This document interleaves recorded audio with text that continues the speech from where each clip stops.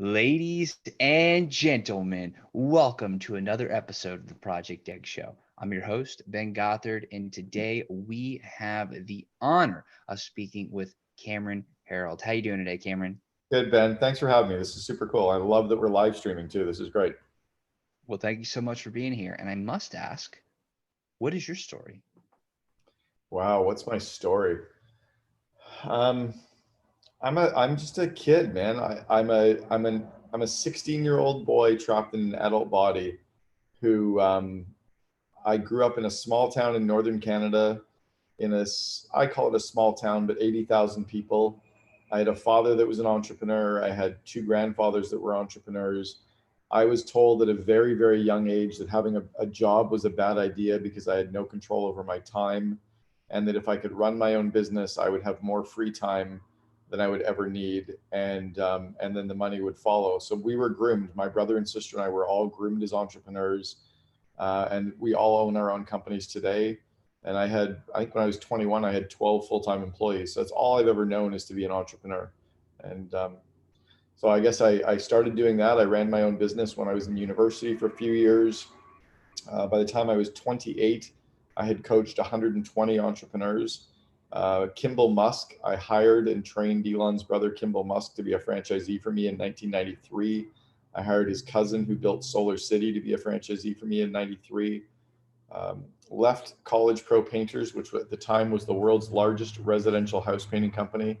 Left there and helped a friend build a chain of auto body collision repair shops. We built that up to now what is the largest collision repair chain in North America, called Gerber Auto Collision in the US, Boyd Auto Body in Canada. It's about a $900 million company. Left there and I was hired as president of a private currency, similar to what Bitcoin is doing today, but this was 20 years ago. We had a private currency that we had Starwood Hotels, Avis Rent-A-Car, Budget Rent-A-Car, Hard Rock Cafe, Bose Stereo, all using our currency instead of the US dollar. We sold that company to a US public company. And then I was hired as the second in command for a small business that had just turned its name over to call 1-800-GOT-JUNK. And I came in as the chief operating officer for 1-800-GOT-JUNK. There were 14 people at the head office when I joined. Actually, there were 13. I was employee 14. When I left 6.5 years later, we had 3,100 employees system wide. We'd grown to be in 330 cities, 46 states, 4 countries, ranked as the #2 company in Canada to work for. And I was the COO through that trajectory. Left there 12 years ago, started coaching real companies with real entrepreneurs all over the world. I've done paid speaking events now in 28 countries on 6 continents. I've written 5 books that are all on Amazon, Audible, and iTunes. And I started an organization 3 years ago called the COO Alliance, which is the only network of its kind in the world for the second in command. And I guess one of the most random things we got our company on Oprah 15 years ago. And I also coached a guy who owns the country of Qatar. He's an absolute monarchy and they own the country. So there's some random notes. So it seems like you've been a bit busy. I'm still trying to figure out what I'm doing because I still wake up every day feeling like that 16-year-old trapped in the adult body. I always still go like, how am I doing this? Like my oldest kid goes away to university in 10 days. I'm like, I don't even know how this is possible. I'm not qualified to raise a child. Right? So I'm curious to learn. You mentioned how you were groomed to really be an entrepreneur, Mm. and I'm really, really curious to learn, like, what did that actually entail? What does that mean? I actually did a TED talk. It's on the main TED.com site. So if you go on TED.com and look up my name, and it's called Raising Kids to be Entrepreneurs. It was originally the title of my TED talk was Raising Kids to be Entrepreneurs instead of lawyers, but they edited out the instead of lawyers component. What it meant was I was shown all these little opportunities to be entrepreneurial. This was prior to the internet, right? So you had to hustle. You had to find something and sell something, or make something and sell something, or offer a service and charge for it. But I had about 18 different business ventures that I talk about on my TED talk by the time I was 19 years old. My first business venture that I remember, my mom came into my bedroom. I was 7 years old. I had the old long telephone with a long extension cord. It was kind of like a remote phone, right? It had a 30-foot extension cord. And I was in my room with the door closed. and I had the yellow pages open, which was kind of like Google, but hard copy. And I was phoning all of these dry cleaners, and I was writing down a number beside every dry cleaner. My mom asked me what I was doing, and I said, I'm asking them how much they'll pay me for coat hangers. So a couple days before, I noticed when we were at a dry cleaner, my mom gave them coat hangers, and they gave her 2 cents per coat hanger as a recycling fee. Nowadays, they don't even recycle coat hangers, but in those days they did. So I thought, well, if I could collect them from neighbors. So I went door to door collecting coat hangers from neighbors, had a closet full. My mom didn't know. And I was phoning dry cleaners, negotiating, and I got one of them to pay me 3.5 cents. And he wanted to pay 3 and I wanted 4. And at 7 years old, I said, how about 3.5? And he laughed and he goes, how old are you? And I'm like, I'm 7. And he goes, fine, I'll give you 3.5 cents. And my mom heard that. She was like, wow, you are truly an entrepreneur. So just, yeah, doing that, and cutting lawns, but hiring kids to do it, delivering newspapers, but I would collect the tips and payment, and I paid people to deliver, but I collected the money, so I got extra. Going into the ponds at golf courses and diving for golf balls and getting 100 a day, and then dividing them into 3 categories. The pinnacle and DDHs I could sell for $1 a piece. The average ones I could sell for 50 cents, and the others I bundled in bags of 20 and sold those as, hack golf, just everything. And I learned something from every venture. I learned about handling rejection, or upselling, or service, or tips, or trading time for money, or, buy low, sell high, or spotting an opportunity. I bought comic books from all the poor kids, and then I drove my bicycle down to where all the rich kids lived, and I set up a tray table. I carried it on my bike with a backpack, and I sold all the comics to the rich kids. So I understood you buy low, sell high, just, everything. That's amazing. And and my parents never did it for me. Like, if I was going to do a lemonade stand, run your lemonade stand, like make your own fucking sign, sell your own lemonade, pay us for the Kool-Aid that you sold, pay us to rent the table. Right. But they wouldn't stand there doing it for me. They didn't call their friends in. Like, they said, go wave at cars, tell them to come, but they didn't stand there doing it. Right. They showed me and encouraged me and let me learn. And those lessons, I think, really stayed with me today. And I'm really curious about those lessons, because I feel like so many people are trying to just do stuff, and they're not really like acquiring the knowledge or the specific skill sets or the mindset or mentality that they need in order to be successful. So one is to journal. Like, every day, just open up a journal and write down your notes. What did I learn today? What did I do well today? What did I suck at today? What did I hate doing today? And that kind of reflective observation is part of our learning. There's also a little bit of focus, right? I think people, I want to be an entrepreneur. Really? So why are you sitting watching TV all day? I want to start my own business. Well, are you reading about business? Are you doing anything? Are you shadowing people? Like, get off your ass and go ride shotgun. Every entrepreneur will let you sit in on meetings. If you call them and say, I'm a young kid, I want to run my own business, can I sit in and watch you run 3 meetings today? And sure. You want to sit in, watch me do my coaching calls? Fucking A, bring your laptop, sit here and listen in. But nobody does that, right? Or just the very, very few do. The other thing to remember is being an entrepreneur is hard, right? Nobody pays you. Your hours can be long. You've got everything on the line. We tend to put our identity into it as well. So if we're failing, it makes us look bad. Whereas a normal jobby job, nobody really puts their identity to it. So it's not as easy as people think. It takes work. It takes a long time to get to the night before you become that overnight success story. Even at 1-800-GOT-JUNK, we had multiple times where we were almost bankrupt, multiple times, where we couldn't meet payroll, had to borrow money from Brian's mother, had to sell a franchise just to pay the bills, didn't draw salaries for 3 months, didn't claim expenses. There's lots, and people are like, oh, you guys are so successful. We worked really, really hard to be successful. We would also find a couple of key things that we would obsess about and drive that flywheel. We obsessed about free PR. We obsessed about turning our business into a cult, a little bit more than a business, a little bit less than a religion. That's culture. We obsessed about raising our prices to be very high so that we could deliver a lot. Like, even my coaching fees today are way higher than the normal coach. I'm $2,700 an hour, right? That's a lot of money for somebody and they have to sign up for a full year for coaching. So, but I can deliver a premium for that. So I think we obsessed about all of those kinds of things in our businesses as well. I think that's what someone starting out has to decide. What do they love? What do they suck at? Where are they really willing to go deep on? And then and apply all your learning to that too. I think people spend a lot of time learning about random things instead of learning about what they're working on. You know, I'm spending a lot of time right now reading about and learning about business development, marketing, affiliate programs, digital marketing, because I'm really scaling the CO Alliance. So I go to War Room, I go to the Genius Network, I listen to I Love Marketing's podcast, I devour Gary Vee's content, I attend mastermind talks, I attend the main TED conference, so I'm like immersed in learning about the core of what matters, and I don't read anything else or listen to anything else, unless it's for fun. I'm not going to read the next coolest business book because it might not apply to what's really important over the next quarter.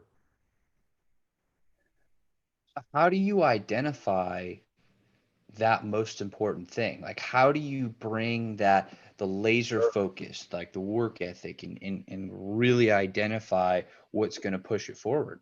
So, and I'm not selling anything, but in one of my 5 books, I co-authored a book called The Miracle Morning for Entrepreneurs. And that book I co-authored with Hal Elrod. And in the book, The Miracle Morning for Entrepreneurs, I talk about a concept called the vivid vision. The vivid vision is what an entrepreneur or a starting entrepreneur or even a person in their life needs to craft. And it's a 4-page description of what their business looks like, feels like, and acts like 3 years from today, or what they themselves as a human look like, feel like, and act like 3 years from today.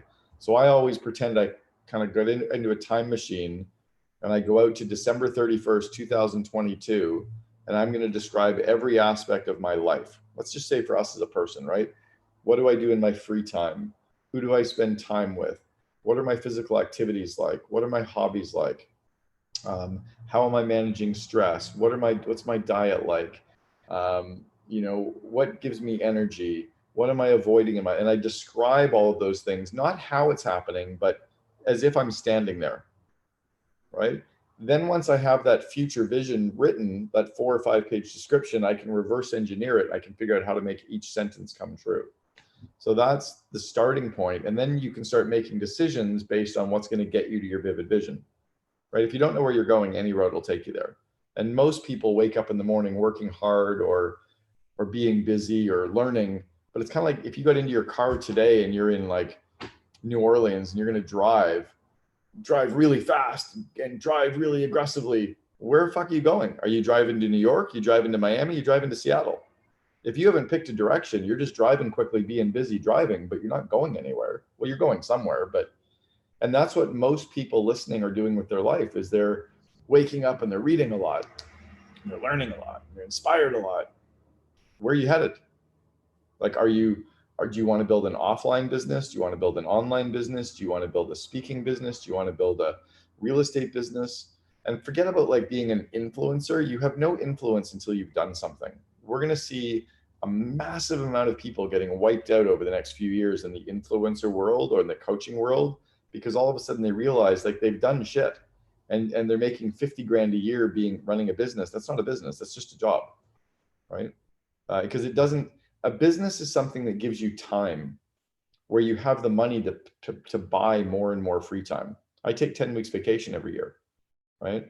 I don't do any jobs that are minimum wage jobs. I outsource everything but genius.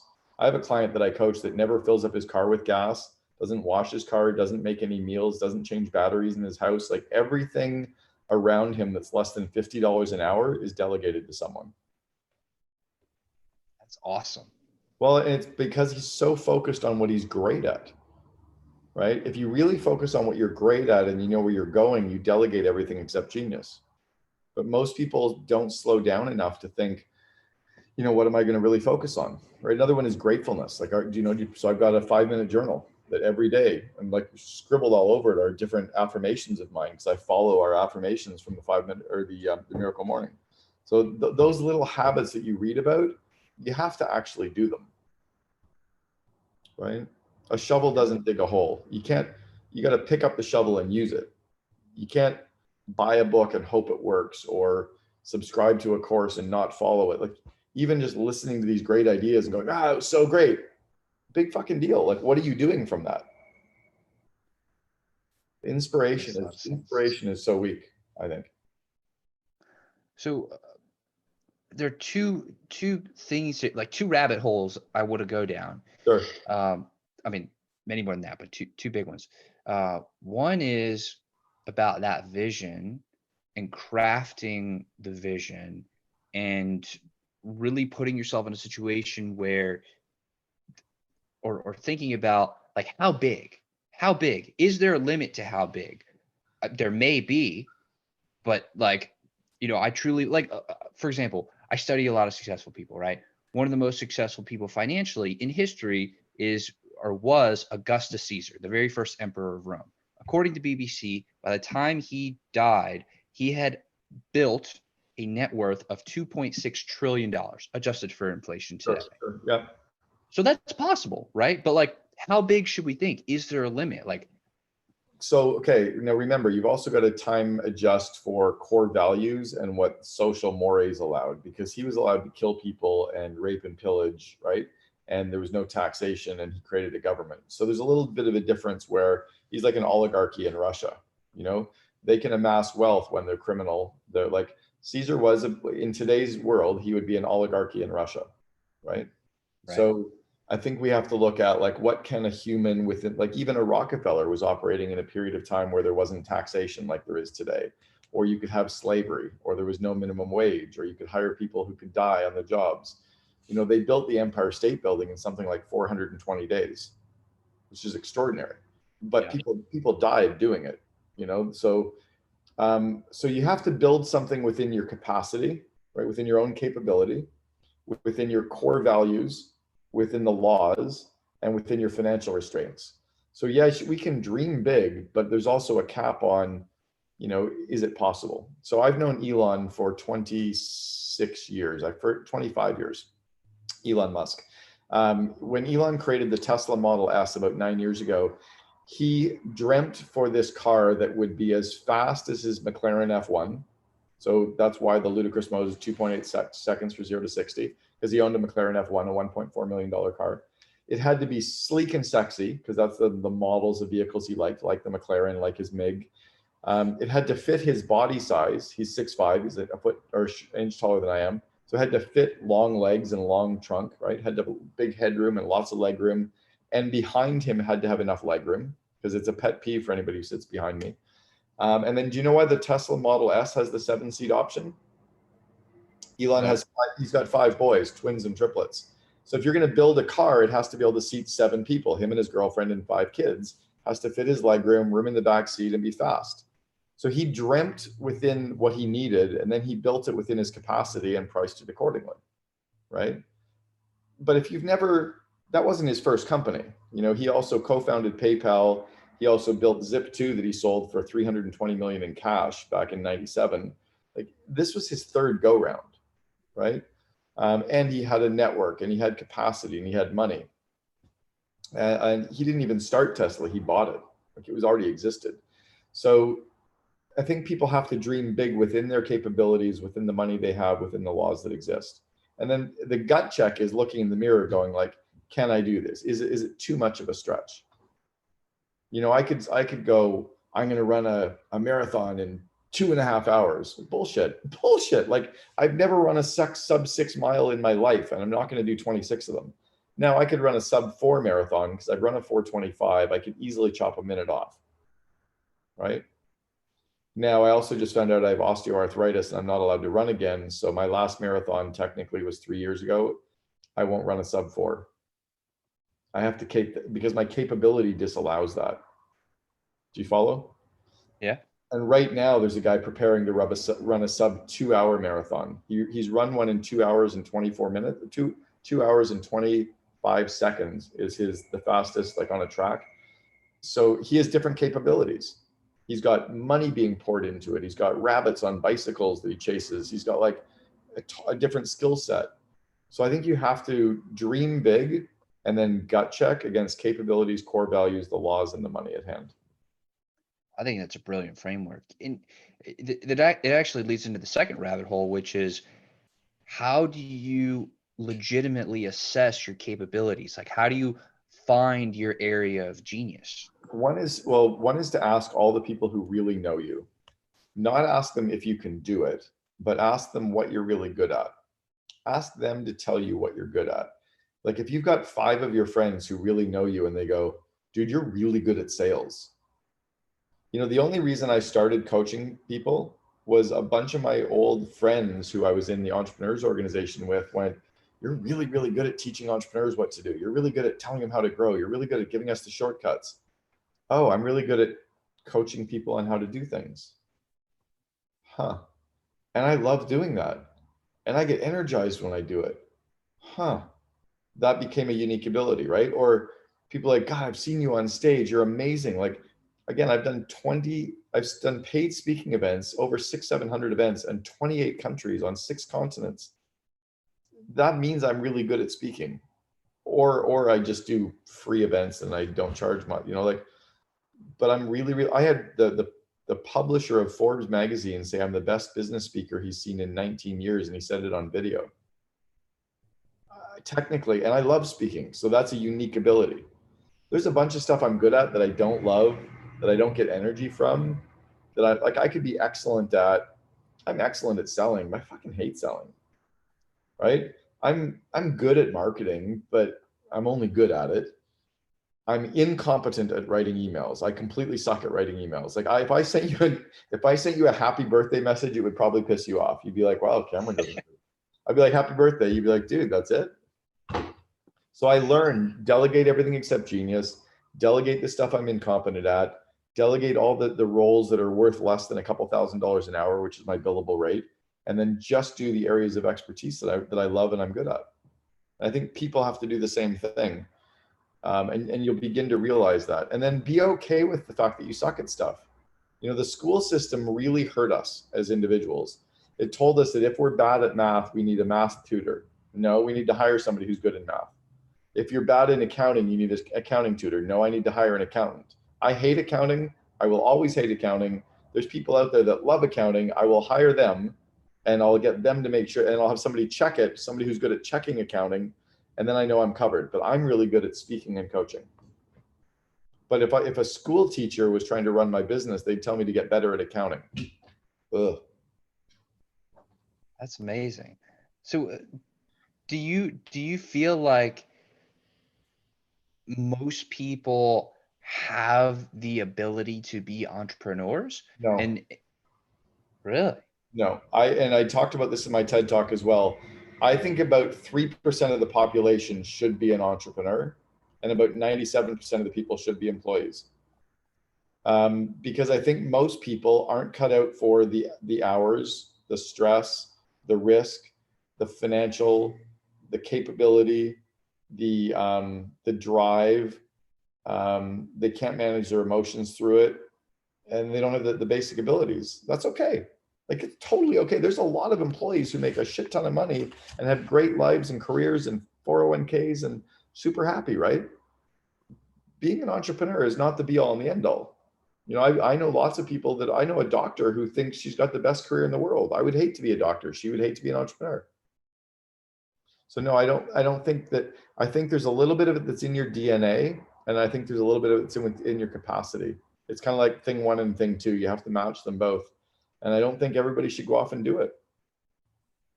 And I think, unfortunately, I think a lot of people, so yeah, I think a lot of people are doing them a disservice by trying to teach them to be entrepreneurs when they should teach them maybe to be more entrepreneurial, or maybe teach them how to invest their money better, or teach them how to, I think everybody has a capacity to have more wealth and have more free time and work in careers that they love. And take the money they're earning and deploy it in different ways, but not necessarily to go out and run a company and hire employees and build a brand. That's tremendously insightful.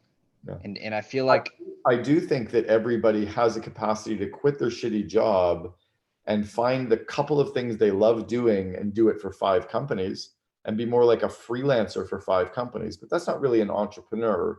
It's more freelancing your areas of expertise, and it's better than going to a shitty job where you spend 80% of your time doing work you don't like. I think everybody has that capacity. Absolutely. Go travel around the world and do sales for 5 different companies. That's brilliant, because I really think at the core of that is that while not everybody is maybe cut out to be an entrepreneur, that doesn't mean that the perspectives of an entrepreneur, or the ways of thinking, or the actions, or the methodologies of entrepreneurs isn't tremendously helpful. Yes. I think most people should be more entrepreneurial. Mhm. Most people should spot opportunities and capitalize it. Most people should work in their unique abilities. Most people should, yes, most people should be more entrepreneurial for sure. Fantastic. So I want to kind of shift gears a little bit, and I want to ask about the personal work that you've done to grow as an individual. I mean, what does that really look like for you? What has that transformation been like, and where are you on that journey now? Um, I'll go two areas. I'll start with the business one first because it's easier, and then I'll hit like the hardcore vulnerability third, second. So on the business, it has been coaching, attending mastermind groups, devouring content about what I'm working on and learning that stuff and putting it in place, self-reflective observation and kind of learning on what I've done well and what I could do better and reflecting on that constantly. So I've done a lot on that. I spend about $80,000 a year to be in 4 different masterminds. I spend 25,000 to be in Genius Network, 20,000 to be in Strategic Coach, 12,000 to go to the main TED conference. I go to mastermind talks. I go to War Room. So you add flights and hotels. I'm probably about 90 grand this year on being in those masterminds. That has supercharged my learning. Oh, I go to Abundance 360 with Peter Diamandis. So that's really supercharged my learning and my network. And that's been year after year for about 7 years. I've done that. That's been huge for me. I was a part of the Entrepreneurs Organization for 5 years. So that's on the business side. On the personal side, 19 years ago, I had a nervous breakdown because of business. My mom was dying. I had bought my first house. I was getting married and knew I shouldn't. I was company that I'd sold had just collapsed publicly. We sold for 64 million, but we exited for 3. So a lot of stress kind of magnifying, and my body was breaking down. I had a friend tap me on the shoulder and say, are you okay? And I collapsed on the floor and started sobbing. So I went through a big period of reflection and realized that I had to lose some weight and had to stop drinking and had to get more exercise.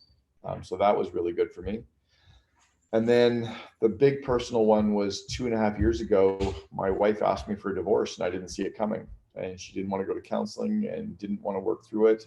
And everything was my fault. And so I went deep personally, worked with a therapist, did 52 sessions with a counselor, 9 sessions with a shaman, listened to multiple books, and learned that it wasn't actually my fault. There were parts of things that might be, but there was an awful lot that there was 2 people, but I was desperately in love with her. And, in many ways still am.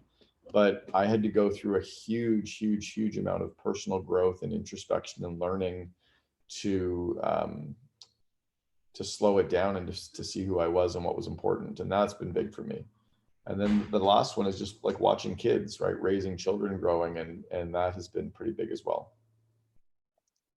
When it came to working with those trusted individuals, and I know you mentioned the shaman as well. And I only Um, started working with them 3 years ago. I'd never done a single counseling session until 3 years ago.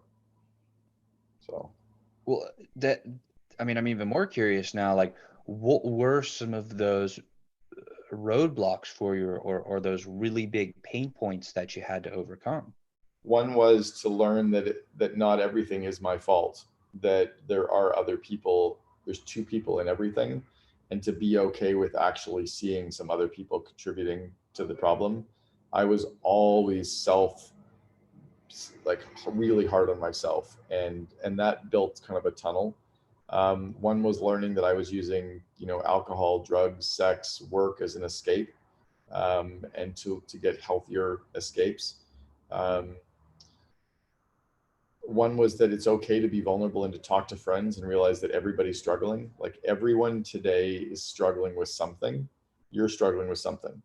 I was crying last night talking to my girlfriend about my son leaving for university and how hard it feels saying goodbye to him. Like everyone is struggling and we're all just walking each other home, that on this journey that we're on, everybody's struggling. So for me, I had to learn that I could talk to friends. And as soon as I started talking to people, it was like, these people were like helping me in there and supporting me. I was like, wow, that feels amazing. So much better than drinking a bottle of wine to deal with it. And then I had to learn that there were just these stories that I would tell myself that if I unraveled them, it was my own shit, right? Those stories weren't necessarily true. Or I was worried about worry. I was worried about the future and the future hadn't even come yet. Or I was frustrated, the past is history, the future is a mystery, the present is a gift, that whole thing. So I had to learn all that stuff. What were some of those stories? Because I feel like a lot of people tell themselves very self-defeating stories, and I'm sure we're not alone in the stories that we believe. I had one where I was really frustrated with my ex for two things. One, that she spent and spent and spent and spent and spent, and she spent a ton, like a shit ton. But I never said no. I never cut her off. I never put her on a budget. And when I kept writing checks for $22,000 credit card bills, that was equally my fault. That And then I was frustrated that she wouldn't clean up the house. But instead of me talking to her about it and telling her what, I just was upset about that. So it would manifest in other ways. And I'm sure she was upset with me on stuff. But if she ever confronted me on it, then I'd get angry, but I wouldn't talk. So I had to learn to talk. And I wish that I could have gone backwards to have talked about those things, because we either would have ended our relationship earlier or had worked through it together as counselors and with counselors and gotten way stronger. So I had to learn that nobody can read my fucking mind, and I have to be okay with conflict. I'm terrified of conflict. So I was terrified of upsetting her or saying the wrong thing or making her angry because I didn't want her to leave. Well, it turns out she left anyway. So my worst case scenario happened. And because I was so afraid of conflict, I probably made my whole worse. And a lot of those stories that I almost felt like were our fights were only happening in my head. I don't know what she was really thinking about our fights or me, or so there's that. It's powerful. And then there's also the whole learning of like, there's two sides to everything, right? Like, what color is this? Black, I think. No, it's not at all. Are you sure? What color? What color is that? I'm actually partially red-green colorblind, so I think that's a reddish with a blue. No, are you sure? Like, for anybody listening, we're spinning around a phone that on one side is black and on the other side is purple and blue. There's actually a better picture. That's me at Burning Man.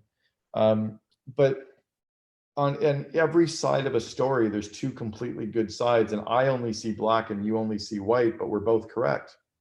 Because when you flip it, you can see the other person's side. So I had to learn that, and learn that often my frustration was self-induced, and then by me self-medicating or running away from things, I made it even worse.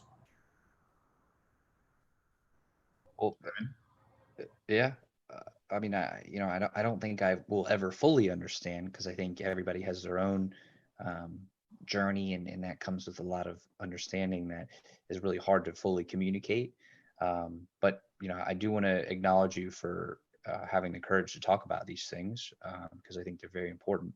So, Yeah, I've had to learn that as well, that when the checkout clerk asks me, I don't necessarily need to tell her how bad my day is with specifics, but when I'm asked on a podcast or with friends, I can answer truthfully.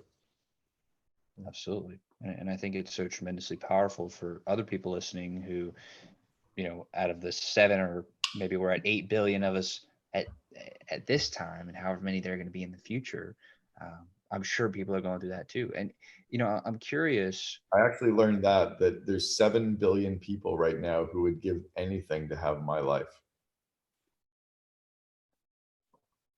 Anybody listening right now, there's 7 billion people that would give anything to have your life, your house, the food you're going to eat tonight, the friendships that you have, a job, a car, the view that you've got, the whatever, right? The how many televisions and the iPhone, like, we're so hard done by. The reality is there's billions of people that would give anything for this. It's a very humbling thought. We're all going to the same place. We're all going to die. None of this actually matters. That's the other big one, is none of this really matters. This is just what we do to make money. For real.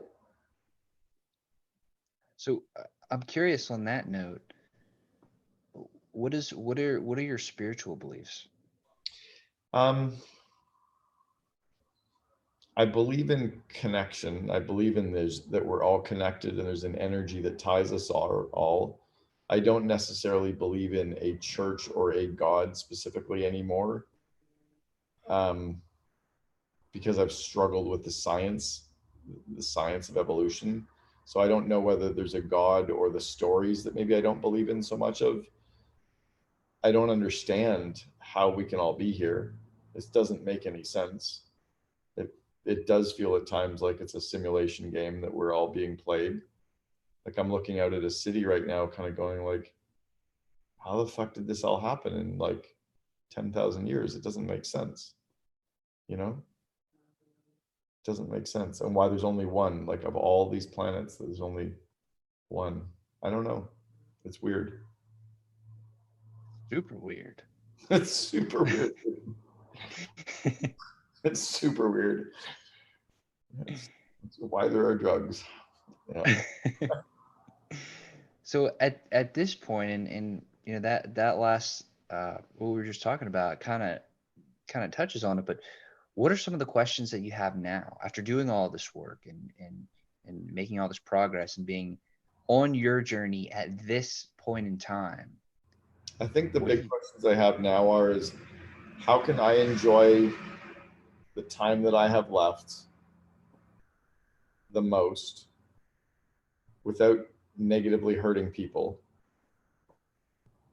and with creating as much of a butterfly effect on those around me as I can as well. Like how can I bump people in the right direction in the best way, in how can I make that mark on the universe and have as much time, because I'm going to die, and it's kind of cool. So I'm not sitting wasting time on stuff, and I'm giving myself a break on stuff, and I'm not beating myself up like I used to as much, for sure.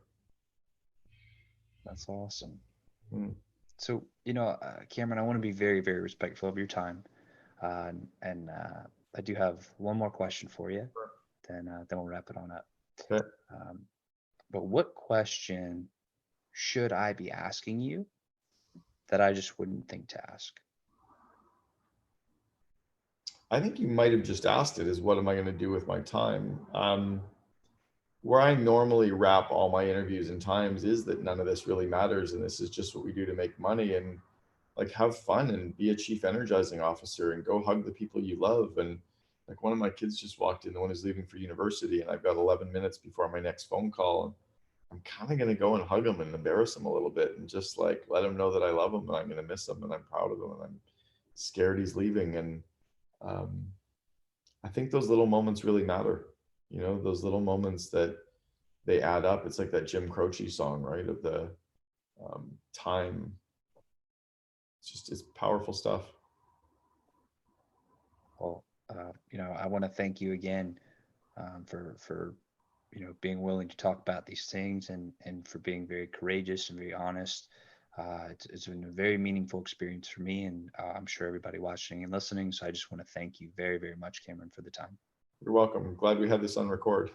Thank you. Yes, sir. Me too. And to everybody who's watching and listening, whenever you're watching and listening, I want to thank you all very, very much. Your time is very valuable too. So I'm grateful that y'all choose to share some of it with us today. So thank you. Thank you again, Cameron. And I will see y'all on the next episode. Take care Thanks, now. man.